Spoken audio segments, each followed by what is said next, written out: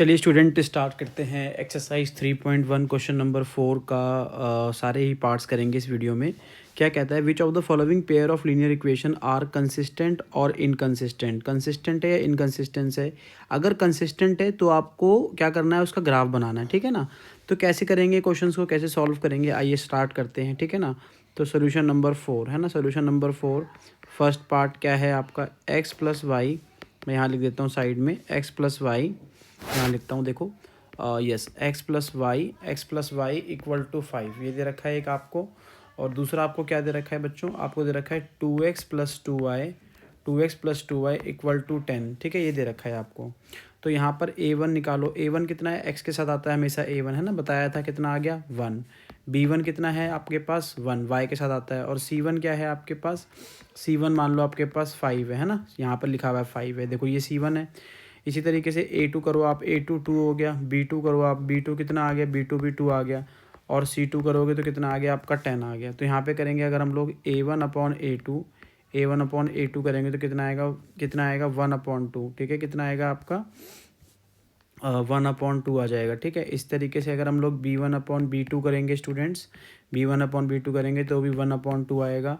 और अगर मैं C1/C2 करूँगा तो भी कितना आएगा मेरे पास 5/10 आएगा, मीन्स 1/2 आएगा कट के। तो यहाँ पे क्या हुआ बच्चों, यहाँ पे आपका A1/A2 is equal to B1/B2 is equal to C1/C2, यानी कि तीनों पेयर इक्वल आ गए, तीनों रेशोज इक्वल आ गए, है ना।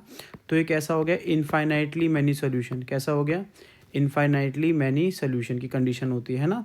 अब क्या करना है आपको, ये कंसिस्टेंट में आएगी, 100% ये कंसिस्टेंट में आएगी। अब आपको क्या करना है, इसका ग्राफ बनाना है। क्या करना है आपको, इसका ग्राफ बनाना है। ग्राफ बनाना बहुत आसान है, ठीक है। ग्राफ कैसे बनाएंगे, ग्राफ मैंने आपको बनाना सिखाया है स्टूडेंट्स, है ना। चलो ग्राफ बना के आपको, ठीक है। कैसे ग्राफ बनाएंगे मैं ऐसे ही बता देता हूँ आपको। जैसे पहला वाला जो है आपका, पहले वाला क्या था, पहले वाला अगर मान के चलो, पहले वाला जो था क्या, x plus y equal to 5 ये था, ठीक है। तो अगर मैं x की वैल्यू इसमें 0 डाल दूंगा तो मेरी y की वैल्यू क्या आ जाएगी स्टूडेंट्स, y की 5 आ जाएगी, ठीक है। और अगर मैं y की वैल्यू 0 डाल दूंगा तो x की वैल्यू कितनी आएगी, 5 आ जाएगी, इस तरीके से आ जाएगी, ठीक है।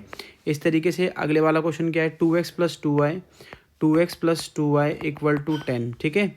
तो देखो यहाँ पे अगर मैं क्या करूँगा, x की जगह 0 डालूंगा तो मेरी सीधी सी बात है y की वैल्यू 5 आएगी।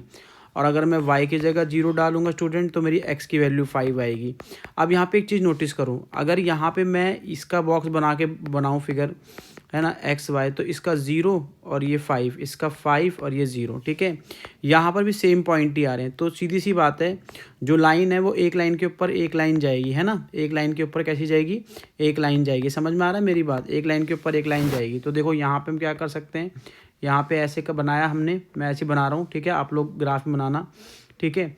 1 2 3 4 और 5, इस तरीके से, ये 1 ये 2 ये 3 ये 4 और ये 5, ये -1 -2 -3 -4 और -5, ये -1 है ना, -2 -3 -4 -5, ठीक है।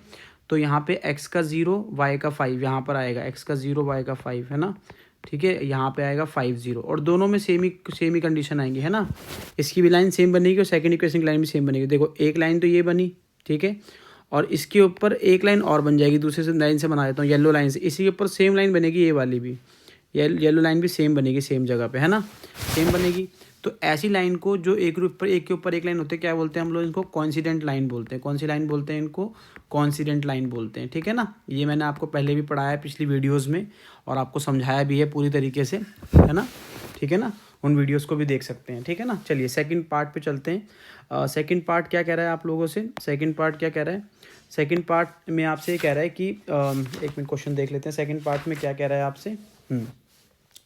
सेकंड पार्ट में दे रखा है आपको, सेकंड पार्ट में दे रखा है, क्या दे रखा है सेकंड पार्ट में आपको ये दिया हुआ है कि आपको क्या करना है, तो क्या क्या दे रखा है, हाँ, x minus y equal to 8 ये दे रखा है, ठीक है। दूसरा क्या दे रखा है आपको, 3x minus 3y equal to 16, ठीक है।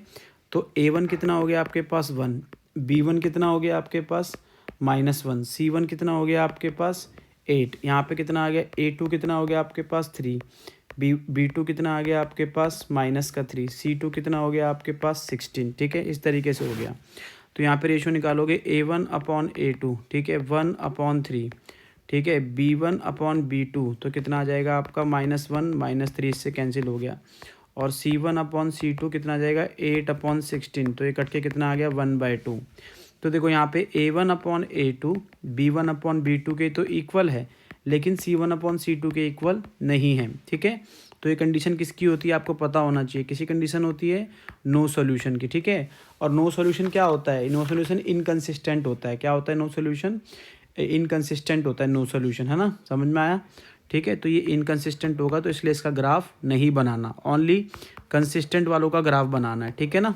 चलो हम लोग अब थर्ड पार्ट की तरफ चलते हैं। थर्ड पार्ट में क्या कहता है, थर्ड पार्ट में ये कह रहा है कि 2x प्लस वाई -6 = 0। नेक्स्ट में क्या कह रहा है आपसे 4x माइनस 2y, माइनस यहाँ लिखा हुआ लिख दो, कोई दिक्कत नहीं है, -4 = 0, ठीक है। यहाँ पे A1 कितना है आपके पास 2, यहाँ पे B1 कितना है आपके पास 1, यहाँ पे C1 कितना है आपके पास -6, यहाँ पे कितना है A2 = कितना है 4, B2 कितना है आपके पास -2, C2 कितना है आपके पास -4, ठीक है। तो यहाँ पे देखो A1/A2 2/4 कैंसिल हो गया, कितना है 1/2, B1/B2 कितना आ गया 1/-2। तो देखो A1/A2 जो है वो इक्वल ही नहीं आ रहा है B1/B2 के। ये कौन सा सोल्यूशन है आपका, ये आपका यूनिक सोल्यूशन है, ठीक है, यूनिक सोल्यूशन है, ठीक है। यूनिक सोल्यूशन आ गया तो इसका क्या करेंगे, इनकंसिस्टेंट, ये कंसिस्टेंट के अंदर आ गया, किसके अंदर आ जाएगा, कंसिस्टेंट के अंदर आ जाएगा ये, ठीक है। तो ये किसके अंदर आ गया स्टूडेंट्स, कंसिस्टेंट के अंदर आ गया। तो आप इसका ग्राफ बनाएंगे, ठीक है। ग्राफ आप लोग खुद बना के दिखाएंगे मुझे, मैंने काफ़ी बार सिखा दिया है, नहीं आता तो नीचे कमेंट करेंगे, ठीक है, फिर मैं ग्राफ बना के आपको दिखाऊंगा, ठीक है, समझ में आया, ठीक है। ऐसे ही फोर्थ पार्ट दे रखा है आपको स्टूडेंट्स, क्या दे रखा है फोर्थ पार्ट, 2x माइनस का 2y माइनस का 2 = 0, एक इक्वेशन है। दूसरी है 4x माइनस 4y माइनस 5 = 0, ठीक है। तो A1 कितना है 2, B1 कितना है -2, C1 कितना है -2, ठीक है। उसके बाद आपका A2 कितना है आपके पास 4, B2 कितना है आपके पास -4, C2 कितना है आपके पास -5, ठीक है। तो यहाँ करोगे A1/A2 तो ये कितना आ जाएगा 2/4, कट के कितना आ गया 1/2, B1/B2 कितना आएगा -2 -4, ठीक है, ये 1/2, ठीक है। और C1/C2 तो अलग ही आ रहा है, C1/C2 कितना आएगा -2/-5 तो 2/5। तो क्या आ गया A1/A2 = B1/B2 is not equal to C1/C2, ठीक है। तो एक ऐसी कंडीशन होगी, नो सॉल्यूशन कंडीशन होगी, इसका ग्राफ बनेगा ही नहीं क्योंकि ये इनकंसिस्टेंट के अंदर आ जाएगा, ठीक है, इनकंसिस्टेंट के अंदर आ जाएगा, कंसिस्टेंट का ग्राफ बनता है, ठीक है, समझ में आया। तो इस तरीके से क्वेश्चंस को करना है स्टूडेंट्स, ठीक है। आई होप आप लोगों को समझ में आया होगा। प्लीज़ मेरे चैनल को लाइक एंड सब्सक्राइब करें। थैंक यू प्यारे बच्चों।